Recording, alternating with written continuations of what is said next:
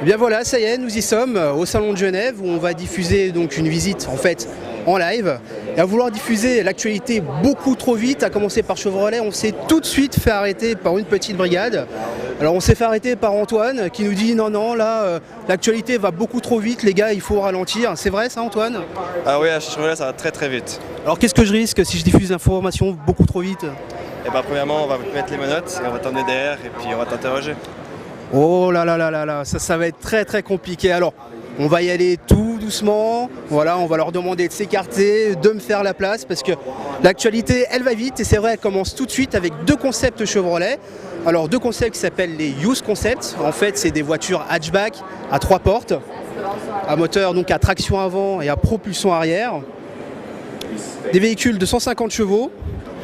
Des concepts qui, a priori, devrait nous faire prévaloir de futurs modèles très sympathiques. Alors un rouge avec un capot très bombé, très sportif, en empattement très court.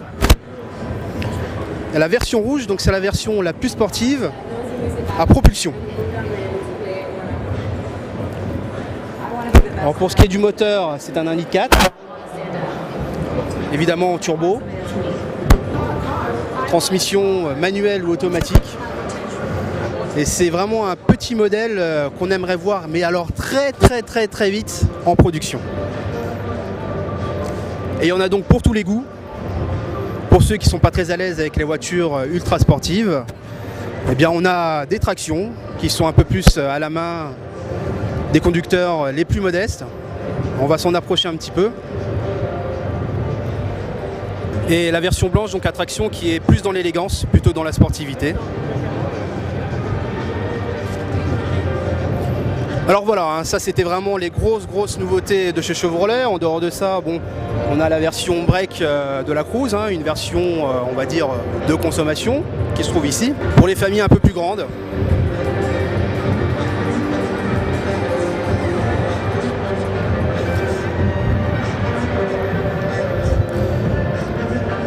Et c'est à peu près tout ce qu'on a pour Chevrolet. Alors maintenant on va changer d'ambiance. On va passer chez Infiniti. Alors voilà. C'est un concept de coupé.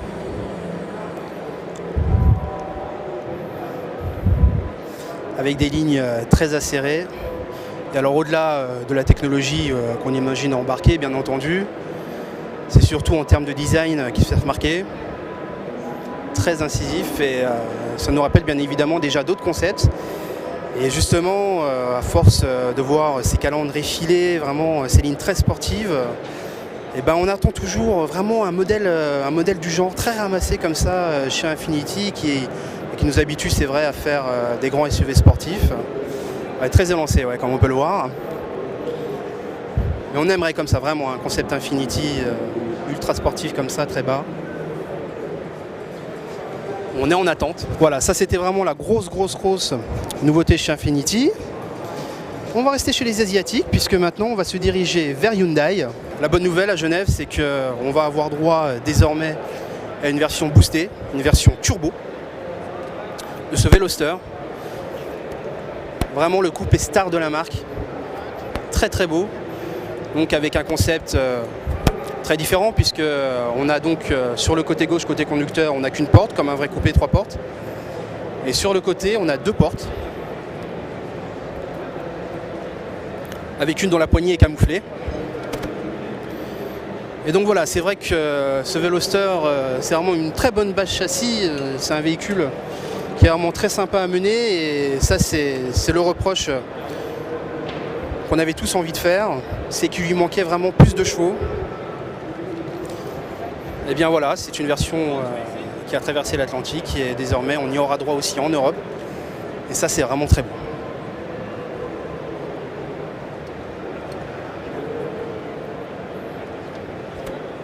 Alors on a des véhicules aussi chez Hyundai, plus des modèles de consommation, puisqu'il en faut pour tout le monde, pour toutes les familles. Alors il y a la petite i20 qui a été restylée, on n'était pas forcément au courant. La petite citadine. Donc on peut vraiment noter l'effort de design maintenant. C'est vrai que Hyundai a des codes stylistiques qui se retrouvent vraiment sur tous les véhicules. Il y a vraiment une cohérence en termes de design. Et bien entendu, en termes de concept, on a le Ionis. Donc il y a le Ioniq. Il y a énormément de monde autour, puisqu'évidemment, c'est la nouveauté que tout le monde voit. Les concepts, c'est toujours pareil. Toujours énormément de monde. Surtout qu'en plus, là, il est sur un plateau tournant, mais qui ne tourne pas. Alors vraiment, ça laisse augurer beaucoup de choses. Avec une calandre aussi massive, on peut s'attendre à rien d'autre, évidemment, que de la sportivité. Bon, on est assez loin d'une réalité, hein. C'est un concept, c'est vrai que bon, a priori, en dehors de grandes lignes, on ne devrait pas retrouver grand-chose sur un modèle de production. Alors avec un arrière, hein, avec un haillon, avec une vitre, on a envie de dire, à la façon de certains modèles Volvo. Et maintenant, c'est une vitesse bionique qu'on va se diriger vers Porsche. Alors pour Porsche, c'est très simple. On attend véritablement deux nouveautés. Bien entendu, la 911 qu'on a déjà vue, mais c'est toujours un plaisir de voir le nouveau modèle. Et l'autre modèle qu'on attend, c'est le Boxster, le tout nouveau Boxster. Qu'on attend, enfin qu'on a vu pour l'instant en photo, mais on va enfin pouvoir s'en approcher. Et j'en aperçois déjà quelques lignes. Et très franchement, le gap entre le Boxster et la 911, ça devient de plus en plus difficile à évaluer. Il est très très beau. Alors vraiment, le design se rapproche complètement de celui du 911, à s'y tromper, presque.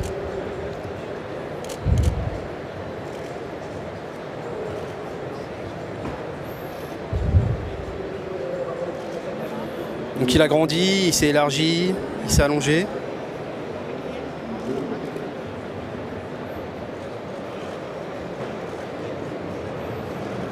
Alors bien évidemment, à l'arrière, on a l'arrière qui est un peu plus plat par rapport à la 911. Mais véritablement très très beau, extrêmement moderne.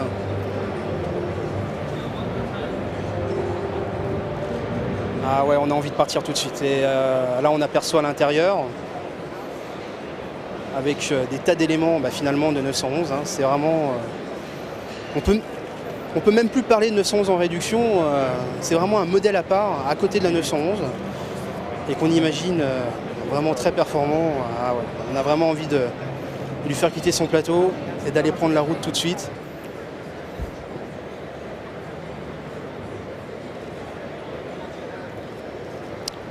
Ah oui, même là, à l'intérieur, on peut le voir. Ça ressemble vraiment de plus en plus à la 911.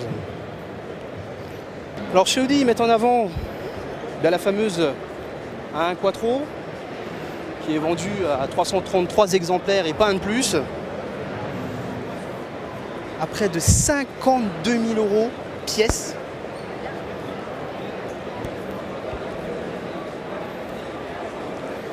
Et bien évidemment, cela va sans dire.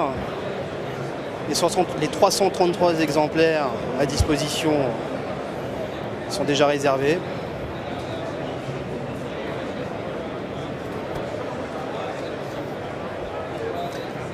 Alors ce n'est pas encore la plus sportive des A1, on s'attend à une version S1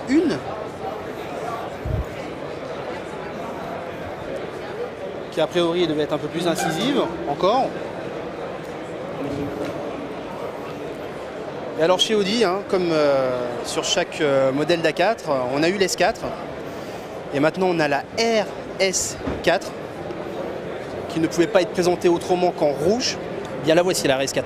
Alors les codes qu'on retrouve entre guillemets des versions précédentes, donc c'est les sorties d'échappement ovales qui en fait sont décoratifs parce que on peut voir qu'il y a deux doubles sorties justement au fond de ces ovales,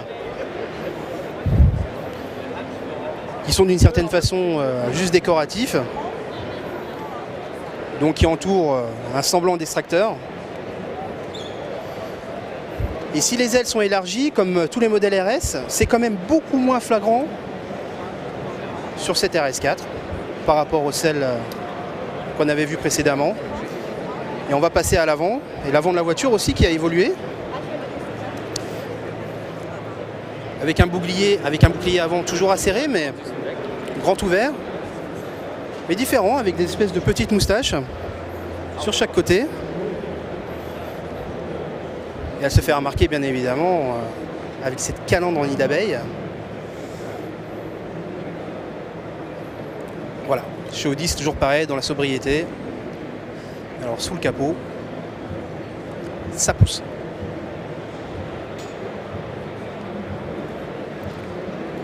Alors 333 exemplaires d'Audi A1 Quattro.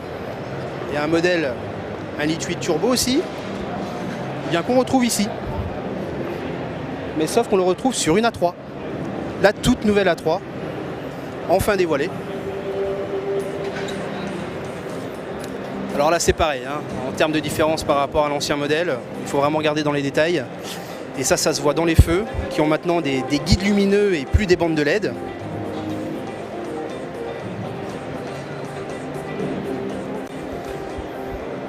Vraiment les changements ont été subtils. Et vraiment, c'est par rapport au profil qu'on se rend compte bien qu'elle n'a pas beaucoup changé. Elle n'a pas vraiment beaucoup changé. Et la toute nouvelle A3.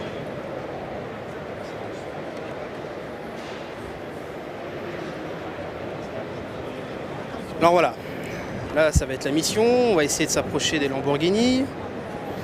Évidemment ça va être compliqué puisque c'est une marque qui est très très populaire, aussi bien d'ailleurs pour ses voitures que pour ses hôtesses. Alors c'est une Aventador véritablement, alors en méchante en fait, vraiment une barquette avec des boucliers qui ont été redessinés, mais elle est vraiment d'une beauté, très moderne, très futuriste.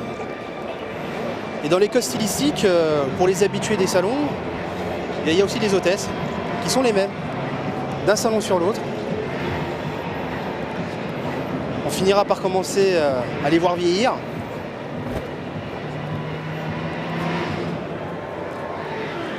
Très très très très belle, très sportive.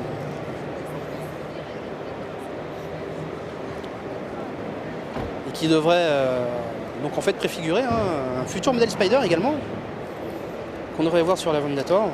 Et là, alors là, l'arrière, avec un aileron P la tarte, un extracteur tout en carbone, 4 sorties d'échappement. Alors avec le moteur qui n'est même pas sous une vitre en fait, il est complètement à l'air libre. Ça c'est la grosse nouveauté de chez Lamborghini. Alors on peut voir que en termes d'aérodynamique, elle est très travaillée, et surtout au niveau des rétroviseurs. Les rétroviseurs, eh bien, il n'y en a pas deux, en fait il y en a trois, puisqu'en termes de vision centrale, eh bien, on a finalement un troisième bras de rétroviseur qui lui aussi est profilé.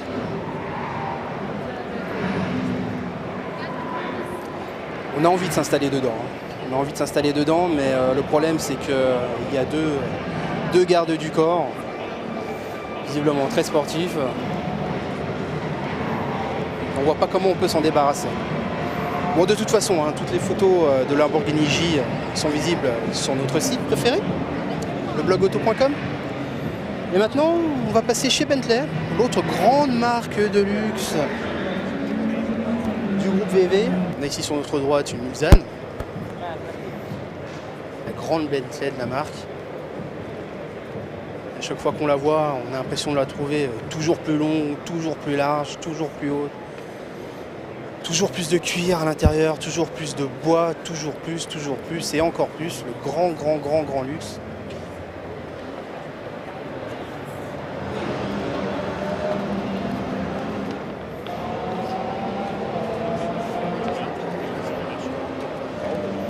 Alors on avait fait un challenge sur un salon précédent, c'était d'essayer de trouver des touches de plastique dans une Mulsanne. Bien là, on se rend compte sur le côté qu'on en voit. Les boutons de mémorisation des sièges, bon, il y a un peu de plastique, entre deux couches de cuir, deux moquettes et de bois de grande qualité. On n'a même pas envie de se mettre à l'avant en fait, de cette Bentley Mulsanne. Bon, et on s'y attendait, Bentley l'a fait, un SUV, ça y est.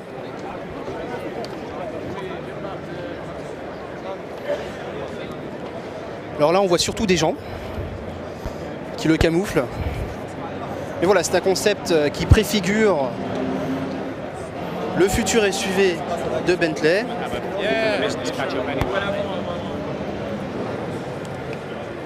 Alors extrêmement massif, hein. On l'avait pas vu, hein. On le découvre là ce matin. Bon, on a presque envie de dire là au premier abord que c'est du mauvais Bentley, du Bentley bling bling, qui très franchement n'aurait pas grand chose à envier à une Cadillac Escalade. Bon, on espère que le modèle qui en découlera sera lui peut-être un peu plus sobre et que là il s'agit d'un concept, hein, un modèle d'appel. Bon, pour l'intérieur on va essayer de s'en approcher, mais il y a vraiment beaucoup de monde.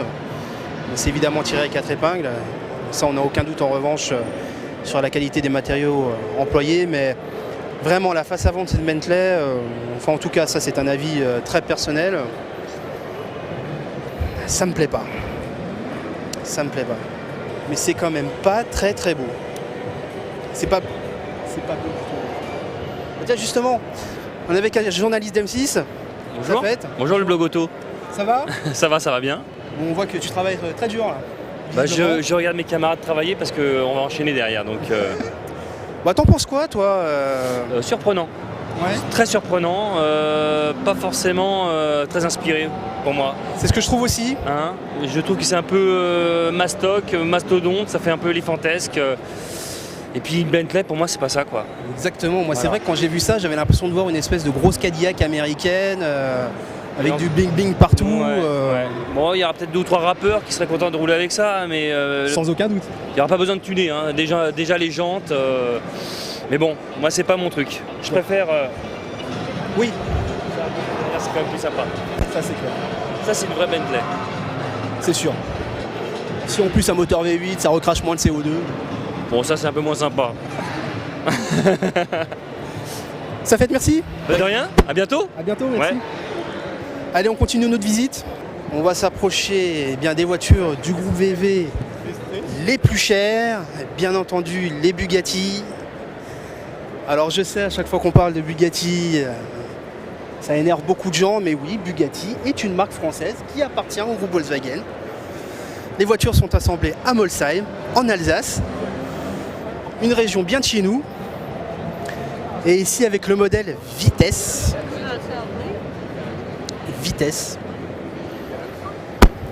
Alors ici en 2 coloris. Hein. Alors c'est assez nouveau hein, sur la Bugatti, c'est-à-dire qu'on a un profil en peinture mate, les boucliers avant aussi également. Mais on a les ailes arrière et plein d'autres éléments qui eux sont en peinture vernis classique. Bon alors, qu'est-ce qu'on peut dire désormais sur les Bugatti Eh bien, plus grand chose. Hein. Elles ont évolué, c'est sûr. Toujours aussi performantes. Ça n'a rien à dire. Et là, le modèle Vitesse, donc en fait, le modèle Super Sport, auquel on a décidé d'enlever le toit. Alors là, c'est pareil. Hein. En termes de couleur, on a un coloris ici à gauche avec un carbone bleu et un bleu ciel. Un modèle qui, j'imagine, ferait fureur dans les Émirats. Mais c'est vrai que pour l'Europe, c'est peut-être un peu trop provocateur. Alors là, on va très vite redescendre en termes d'émotion, puisqu'on va passer chez les marques, en fait, si on peut dire, je dirais pas bon marché, mais les modèles à gros volume du groupe Volkswagen. C'est-à-dire la triplette Volkswagen, Skoda et Seat. Bon, il n'y a pas grand-chose à dire, hein. La Citigo, on l'a déjà vu. On a ici le modèle d'IRC, le Super 2000.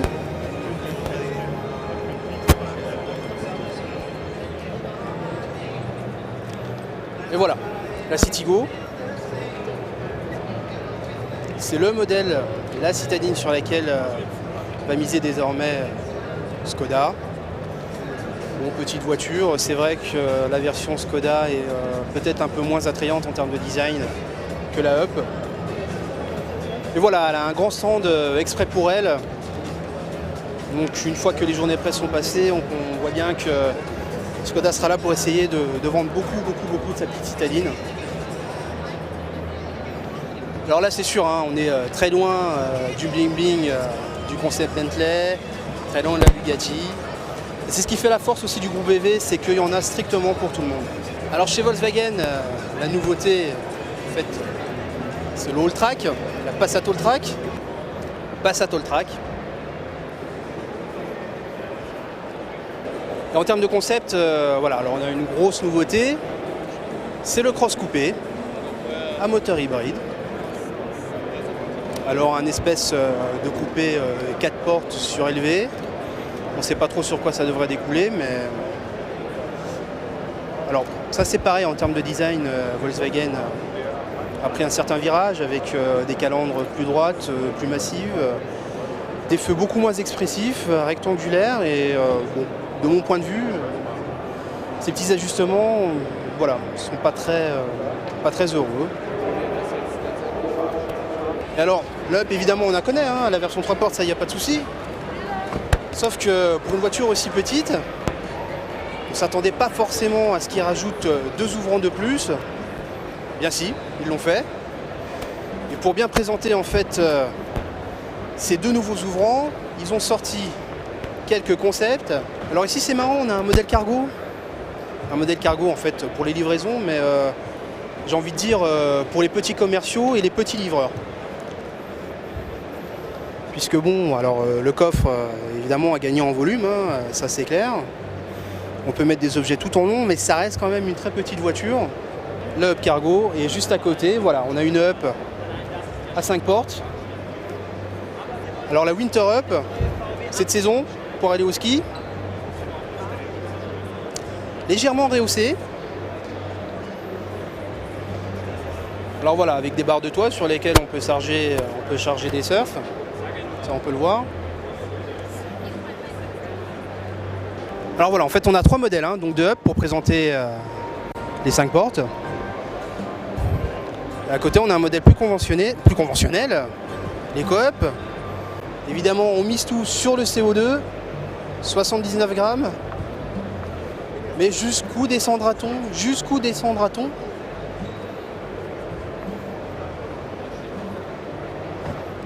Bon voilà, encore une fois, hein, pas grand chose d'exceptionnel hein, sur cette Up 5 portes.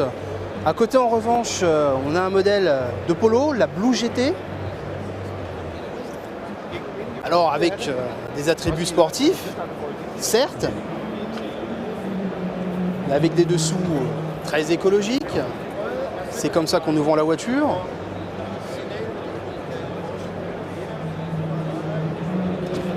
Bon évidemment, hein, c'est dans entrailles, hein, dans ces entrailles qu'il faudra regarder les détails. Ça c'est pareil, hein, la Polo Blue GT, hein, une des nombreuses nouveautés dont vous pouvez avoir tous les détails, quasiment en temps réel, publiés sur le site.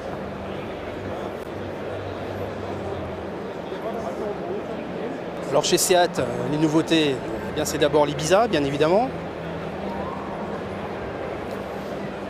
qui se rapproche d'un style de plus en plus moderne, donc j'ai envie de dire de plus en plus Audi,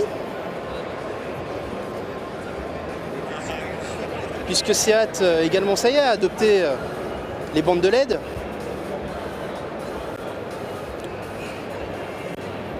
Alors ici le modèle break. Voilà, avec des feux avant acérés, avec cette guirlande de LED qui est en train vraiment de devenir une marque, on va dire du groupe BV, puisqu'on va les retrouver sur tous les modèles. C'est de loin, de mon point de vue, des modèles Ibiza, celle qui est la plus heureuse hein, en termes de design, et beaucoup plus moderne. Non, véritablement, cette Ibiza est vraiment devenu un modèle plaisant. Alors pour les fans de Formule 1, juste sur la droite, il y a Peter Sauber qui s'est photographié, qui est ici chez lui, en Suisse.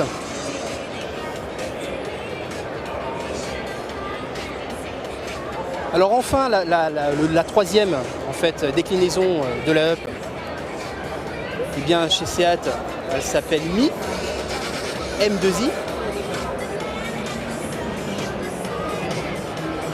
C'est la même chose, hein, voilà, une Up, on a changé quoi? Les feux avant, on a redessiné le capot, le bouclier, et hop hop hop. On vend la voiture sous 3 marques différentes pour toucher 3 types de public. Alors on va s'arrêter une seconde ici. parce que d'ici on peut apercevoir les stands avec un peu plus de hauteur.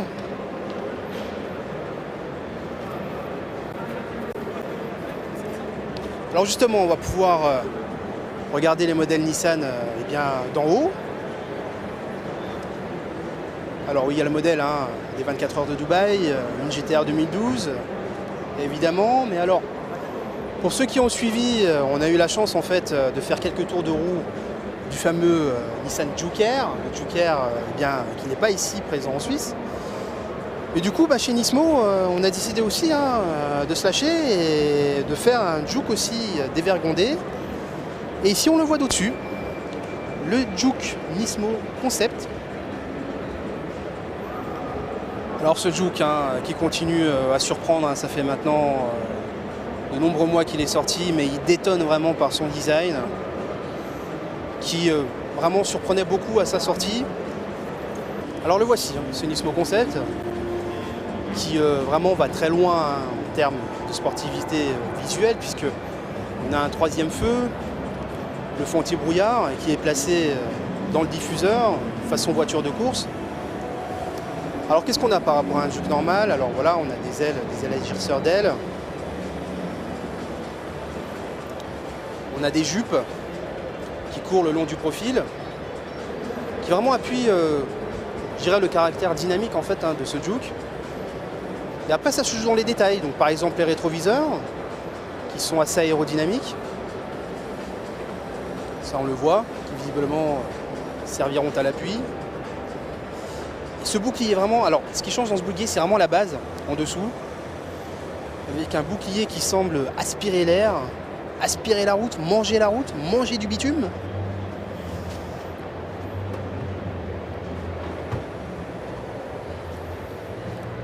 Ensuite, il s'agit d'un avis personnel, mais c'est vrai qu'en termes de design, je trouve plus beau en fait que le Juke Air, le fameux Juke Air. Lui était vraiment très démonstratif, celui-là est un peu plus sobre. Et vraiment, on sent que Nismo a fait des efforts en fait sur le style. Et surtout, alors ce qu'on attend bien évidemment, c'est que ce Nismo Juke, on a envie qu'il sorte, on a envie de l'essayer. On est prêt à partir très loin pour ça s'il le faut. Alors là, le modèle des 24 heures de Dubaï, ils ont quasiment pas nettoyé. Elle est encore dans son jus. Le modèle en fait qui a servi donc aux gagnants en fait de la GT Academy. Donc la GT Academy, pour rappeler brièvement, c'est des petits garçons qui se sont amusés sur le PlayStation, qui ont gagné le concours. Et puis on leur a dit bon écoutez les mecs, vous êtes bons derrière la manette. Qu'est-ce que vous donnez derrière un volant? Ils ont pris en charge toute leur formation, soit la préparation physique, préparation au pilotage. Et donc, tous ces gens-là, dont un Français, Jordan Tresson, qui a gagné l'édition il y a quelques années, et surtout, ce qu'on remarque, c'est que quand on est bon derrière la manette, eh bien on est bon aussi au volant, parce que vraiment, ils ont des résultats plus qu'encourageants, ils ont des succès, et surtout, ils ont conduit la voiture à Gran Turismo sur le grand circuit des 24 heures du Mans, et ils vont tous se retrouver sur le grand circuit du Mans pour les 24 heures, et ça c'est vraiment top. Passer de la console à la plus grande course d'endurance du monde, le iCross Concept, qui lui devrait préfigurer un nouveau modèle encore de SUV à succès de chez Nissan, parce que voilà, le Qashqai cartonne, le Juke cartonne, et là on a un iCross pour un modèle un peu plus massif, qui devrait s'attaquer cette fois-ci à une catégorie de modèles encore plus haut de gamme. Alors là on a vraiment les grandes lignes. Un modèle très élégant, plus sobre en revanche que ce à quoi on a pu être habitué. Bon, c'est vrai que par rapport à un Juke de toute façon, n'importe quel Nissan paraît beaucoup plus sobre. Alors clairement, l'invitation, oui, c'est une véritable invitation. En termes de design, c'est clair que Nissan c'est pareil, il touche un peu à tout et là on a une espèce de monovolume compact qui devrait préfigurer un modèle évidemment qui sortira en série.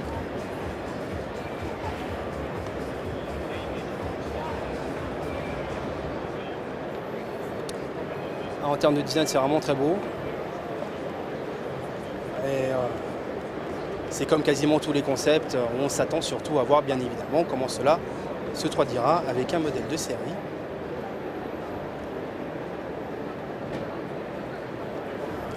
Alors à côté, on a un NV200, donc en termes de design, on ne va pas s'attendre à quelque chose de particulier, hein. On a changé les feux qui sont propres à ce concept.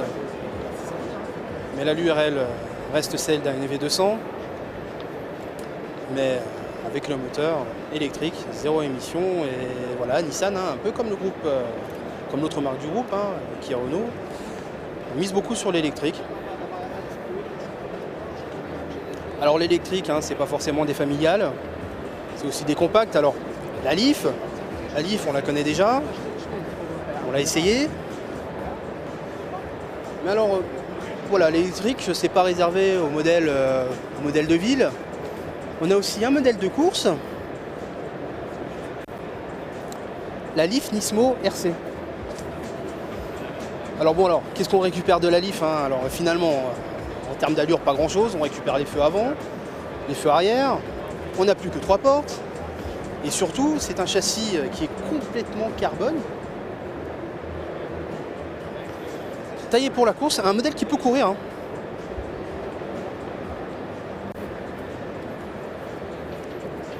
Pour montrer que c'est véritablement une silhouette, hein, juste assemblée, on peut voir là un petit peu les détails, que voilà, c'est pas un modèle qu'on a modifié, c'est une véritable silhouette, un châssis tubulaire. Voilà, plus rien de la Leaf. Vraiment plus rien du tout. Alors, ce qui est bon à savoir, c'est que cette Leaf Nismo, en fait, Nismo RC, bien, on a eu le bonheur de la conduire. Ça, c'était donc à Dubaï, et c'était un bon petit modèle, et l'essai très très bientôt dans les colonnes du blog auto. Et j'en garde personnellement un très très grand souvenir. Bah, vous verrez ça, c'était vraiment très très bien. Alors pour finir cette première session, on ne l'avait pas encore fait, en dehors de Bugatti, on n'était pas passé par une marque française. Et on va finir chez Renault, qui est juste à côté. Alors chez Renault, toujours pas de Clio 4. Ils l'ont déjà dit, la réserve pour le Mondial de Paris, pour l'automne prochain. Mais en attendant, pas véritablement de grosses nouveautés chez Renault. Enfin, pas de choses en tout cas qu'on ne savait pas. Toute la gamme Mégane a été restylée. Donc de la compacte RS jusqu'au Scénic. Une nouvelle face avant sur ces véhicules avec des bandes de LED dans les feux. Ça, c'est la grosse nouveauté. Mais le modèle, lui, n'a pas véritablement changé. Donc, comme je le disais, de la compacte en passant par le break jusqu'au Scénic, le Scénic et le Grand Scénic.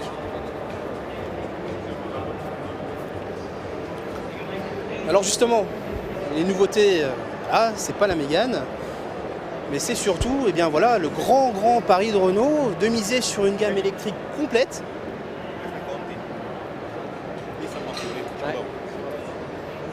Notamment la Twizy aussi, hein, un de ces nouveaux modèles qui seront essayés dans les colonnes du blog auto. On va s'en rapprocher. Bon alors la Twizy, on l'a déjà vu, c'est un modèle qui peut être avec et sans permis d'ailleurs, dans plusieurs puissances, plusieurs types de batteries. Un modèle exclusivement, hein, si on peut dire, citadin, hein. De toute façon, elle n'a pas les capacités pour trop s'éloigner. Alors dans cette Twizy, on monte l'un derrière l'autre. Mais alors, ce qu'on attend aujourd'hui chez Renault, surtout, ça se passe pas du tout là, elle est encore sous bâche. Et on peut l'entreapercevoir là-bas derrière, c'est la fameuse Zoé. Elle n'a pas encore été dévoilée, ça c'est pour très bientôt. De toute façon on y reviendra, mais voilà, c'est la citadine sur laquelle Renault a beaucoup misé, beaucoup d'espoir. Twizy, Zoé, Kangoo, et aussi le modèle dérivé de l'Affluence. Voilà la première gamme toute électrique de Renault. Ils sont sur plusieurs segments. Et voilà, on va finir sur la Zoé, hein, qu'on ne peut pas voir pour l'instant. On se reverra très bientôt. Alors de toute façon, On va se revoir cet après-midi pour faire le reste du salon. Alors cette fois-ci, on aura d'autres grandes marques, on aura Mercedes, on a aussi les Coréens, Kia. Enfin, on va tout voir et encore beaucoup de choses à voir sur ce salon. On se revoit cet après-midi à partir de 15 h, mais surtout restez connectés pour avoir toutes les informations, toutes les photos, tous les détails techniques, tout ce qu'on veut sur les modèles qu'on a vus ce matin. Rendez-vous bien entendu sur leblogauto.com. Salut!